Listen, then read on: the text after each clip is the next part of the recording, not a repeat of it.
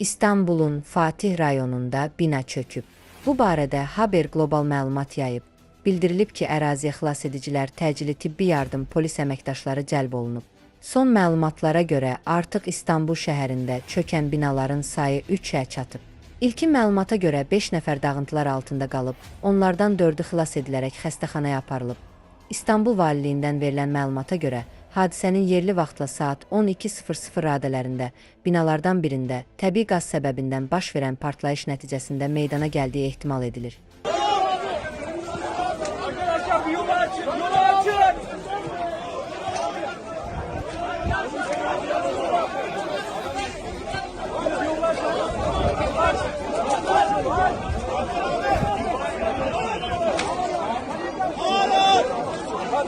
Hadi arkadaşlar.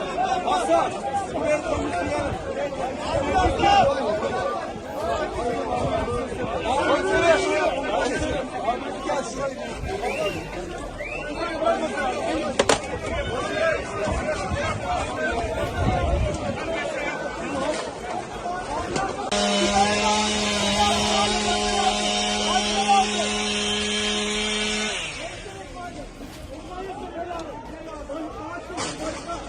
Aç kesme lazım başka abi.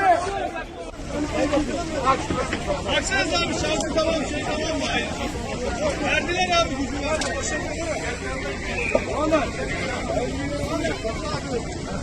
ederim.